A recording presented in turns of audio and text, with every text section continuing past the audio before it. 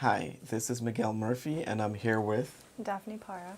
And Daphne, this is your first semester, and I'm very, very happy about this conversation because Daphne works full time, and in my opinion, you have, you know, you're a model student in terms of working full time and managing a full time schedule.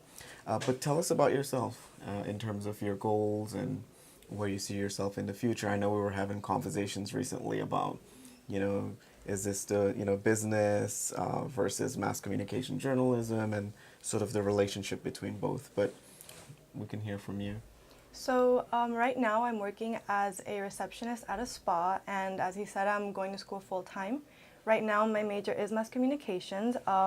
I was hopeful to be into journalism and maybe get into that sort of business, but then I've come to realize that marketing and business actually would be more beneficial towards other majors, and Mr. Murphy has helped me see that. He has also helped me figure out a schedule and figure out times, which is really important. I work 40 hours a week. My 2 days off are Tuesdays and Thursdays, and I have my full-time student schedule, Tuesdays and Thursdays. So how does that work? You work full time. How do you balance the study in that mix? Because sometimes So it can be challenging. I was really lucky to have flexible bosses. So my schedule is every day from 11 a.m. to 7 p.m. Mm-hmm. So I have time in the mornings to squeeze in a little homework, a little studying. I do get off at 7, so it's not too late, not too early, so I have more time to focus on that. Mm-hmm. And I still have some free time.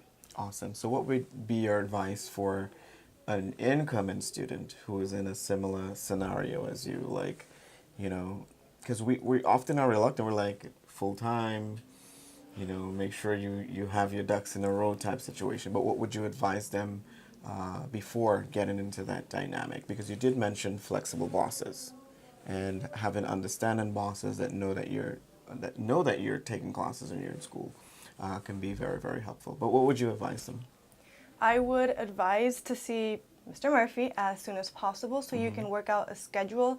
If your bosses aren't as flexible, you can sort of work out to go to school 2 days a week, which is what I do. I have school from 9:50 to 3:20, more or less a high school schedule, but not a high school schedule, which is still pretty cool. And just make sure you have a good timing that works for you and for your bosses. Mostly classes will be Tuesdays and Thursdays or Monday, Wednesday, Friday.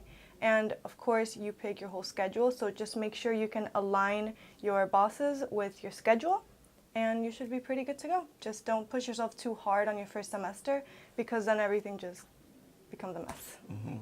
So, in terms of positive experiences, can you highlight one or two that you've had so far?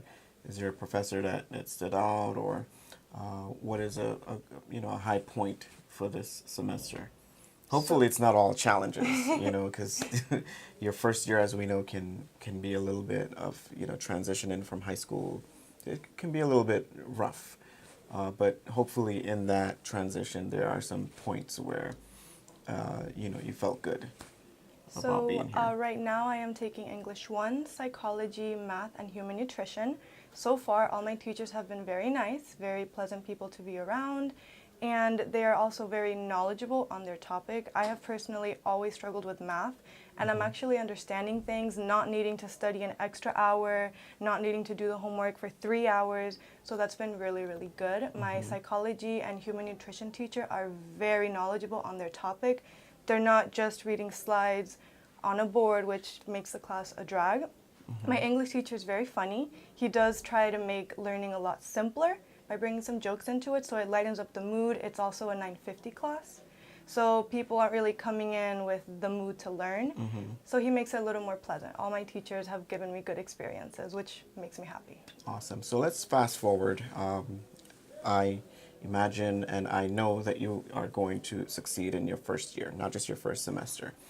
Second year, typically you're wrapping up your time here, your 60 units, 60 credits, and we're looking at transition.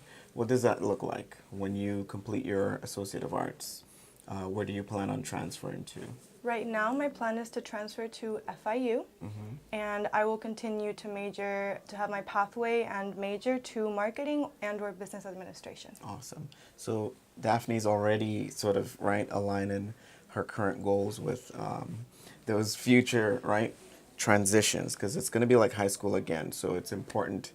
It's one of the conversations that we have early on to sort of like pinpoint, whether it's FIU or we have other institutions. We have Miami-Dade as well. We have some bachelor's programs and FAU. Some students want to go upstate, some want to go out of state. But overall, and this has been a good conversation thus far, what advice do you want to leave students with as we sort of wrap up our conversation? Because for me, it's highlighting your positive experiences, but what has been a challenge before we get into the advice? What's been a challenge? The time management has definitely been a challenge at first. You need to give yourself time to sort of catch up and get used to the new rhythm. Don't be super, super hard on yourself, but if you know, for example, that you're not very good at math, don't try to take 2 math in 1 semester.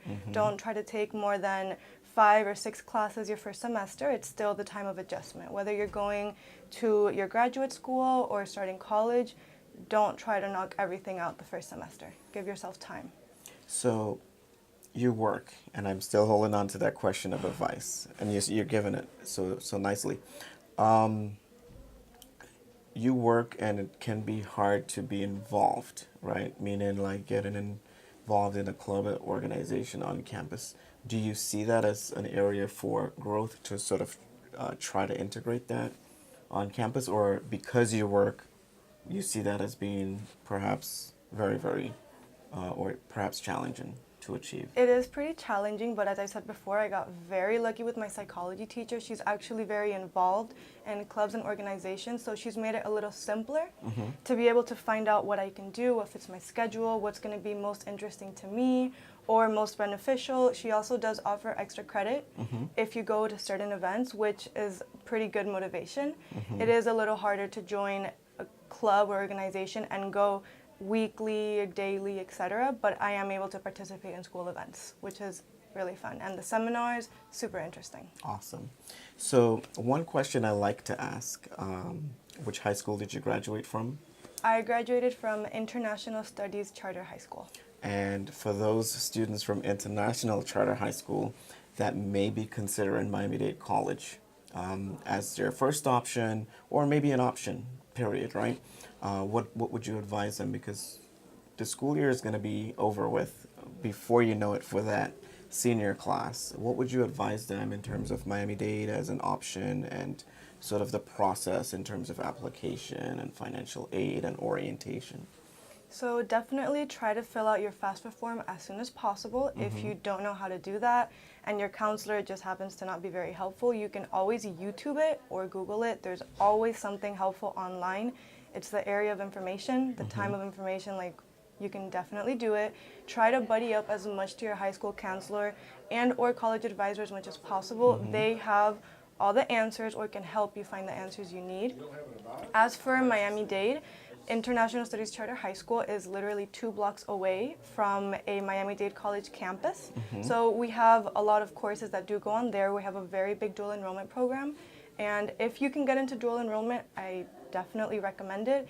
Even if you're not sure what you want to take something that's in that major, take something in that area. You never know how much you'll actually like it. So that's great advice. So dual enrollment, particularly for 10th grade, 11th grade. I know it's seniors. Hopefully you did. You do that. And if you did, it's going to be important to, if you're going to be here at Miami-Dade College, to make sure those credits, units, transfer over from the partner institution. Sometimes you may have done the dual enrollment with us at Miami-Dade, and that will be on record. But if it's with another institution like FIU, we need to ensure that those transcripts are sent in. And also AP.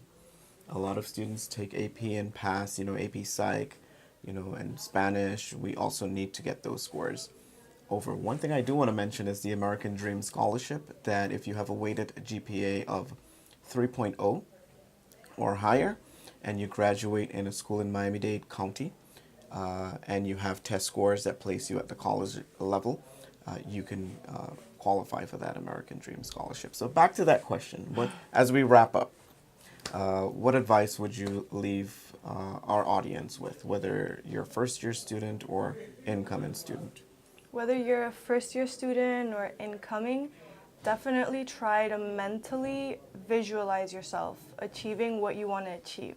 If you do decide you want to take 5 courses in the first semester, you need to mentally visualize yourself studying, making time to study, making time to ask questions, making time for work, and not tire yourself out. Killing yourself the first semester is just going to make the second and all the other coming semesters a lot harder, and it does actually kind of kill your motivation a little. So definitely focus on visualizing yourself doing the best, and try to find an adult, whether it's a professor or an advisor that you can talk to, confide in. That's a pretty big hand, even though it sounds cliche, but it really does help out a lot. Awesome. So there you have it, folks. Dafne, first semester, first year, on track to transition into her second year and complete. We have an initiative here, particularly that encourages students to complete in 2 years, and this is all of this is part of, envisioning ourselves, getting into the end goal in that 2 year timeline, because the institution in itself gets its funding, and the students don't necessarily know that, but we as an institution get measured and awarded for our ability to help you complete in that 2 year timeline. So, with that being said, those of you who do need to register for the spring term and you haven't done so, the good news is, at least in my advising circle, 90% of my current group of students have already registered. So that's a phenomenal accomplishment. There are a few hiccups just from an advising perspective, because we have deadline to pay for your classes. So if they're not paid by a certain deadline, like the next deadline is December 19th, your classes get dropped. So just pay attention to your schedule on the top left to see the fee invoice due date, so that your classes don't get dropped. So till next time, you know how to find me, mmurphy3 at mdc.edu.